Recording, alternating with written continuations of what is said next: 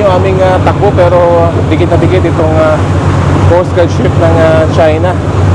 Napakadelikado ng ganitong maneuver. Dahil anumang pagkakamali, pwede kami magbanggaan.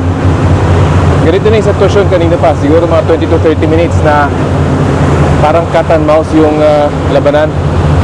Yung before ship, hinarang kanina. Kaya nag-maneuver itong sinasakyan naming Coast Guard ship para makaiwas. Ilang beses kami nagpaikot-ikot para maiwasan itong mga Chinese Coast Guard na humaharang sa amin.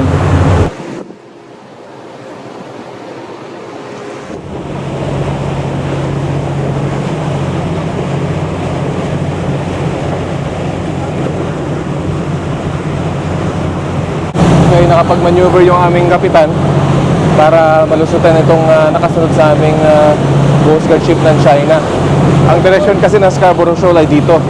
Pilit kaming pinapapunta ng Chinese Coast Guard dito. Pinapaiwas kami, talagang inaharangan kami para makapasok sa Baho de Masinloc. Pero ngayon, ito na yung direksyon ulit namin, papunta ng Baho de Masinloc.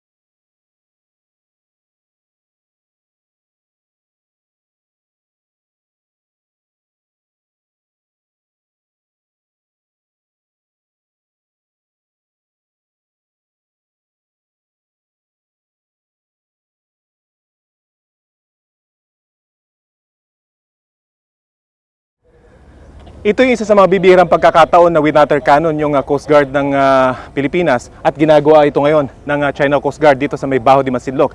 Dahil sa aking pagkakaalam, ito yung unang pagkakataon na nakalapit ng ganito kalapit ang isang barko ng Philippine Coast Guard dito sa Baho de Masinloc.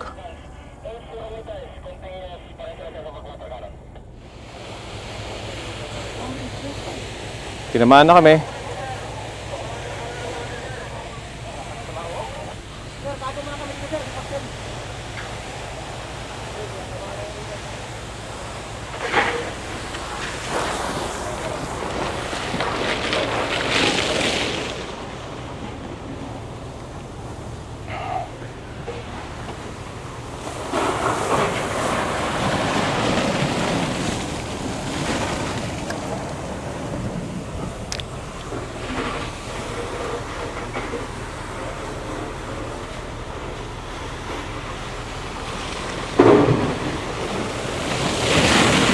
Woohoo!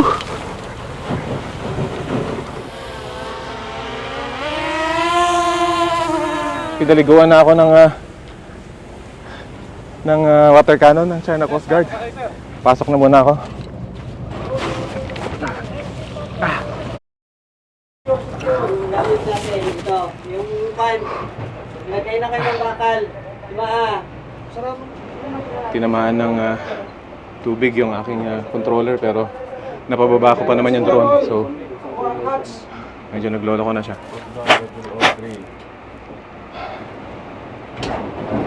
Station report. Orange stop. Pakiulit.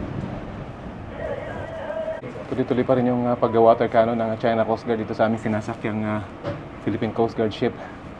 Sa sobrang lakas ng kanilang water cannon, ramdam mo talaga yung uga dito sa may loob ng pilot house.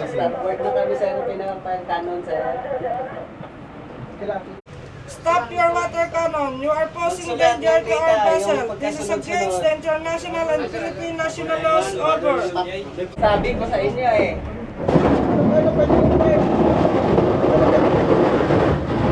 Saan sila? Saan sila? Wala hiking. Wala hiking kaya, sir. Libre. Wala hiking. Origin hiking kaya, sir.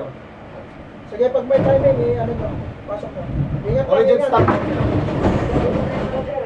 Ganyan kalakas yung water cannon, no? Nag-start ulit yung 3105. Sir, nag-start ulit 3105, sir, ng water cannon, sir.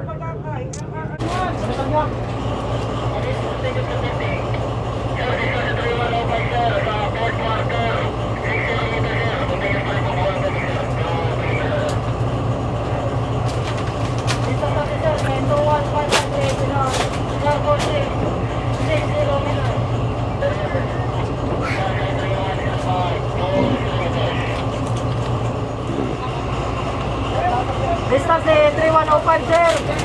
15 meters. Sir,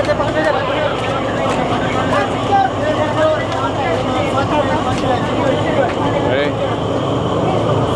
Pero pasok kami sa loob.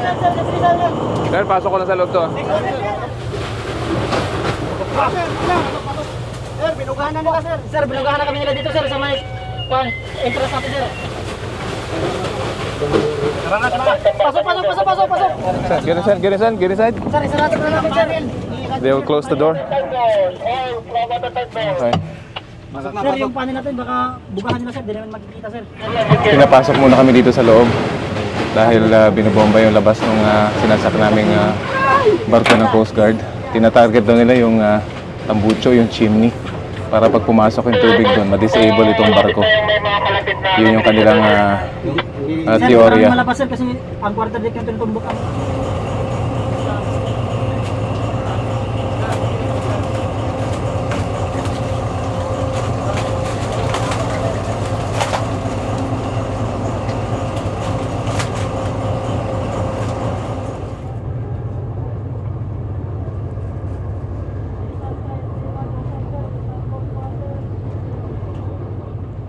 Tuloy pa rin yung pag-water cannon ng dalawang China Coast Guard ships, yung 5303 at saka 3305 yata ito. Dalawang water cannon na itong inon ng 5303. Dahil sa pag-water cannon ng China Coast Guard, hindi na natuloy ang resupply mission ng BFAR sa mga mangis ng Pinoy sa Bajo de Masinloc. Pero tiyak daw, babalik ang mga barko ng Pilipinas para tulungan ang mga Pinoy na nagpupumilit pa rin mabuhay at makapangisda sa lugar na dekada na nilang pinagkukunan ng kabuhayan. Mula dito sa West Philippine Sea, para sa GMA Integrated News, Rafi Tima nakatutok, 24 oras.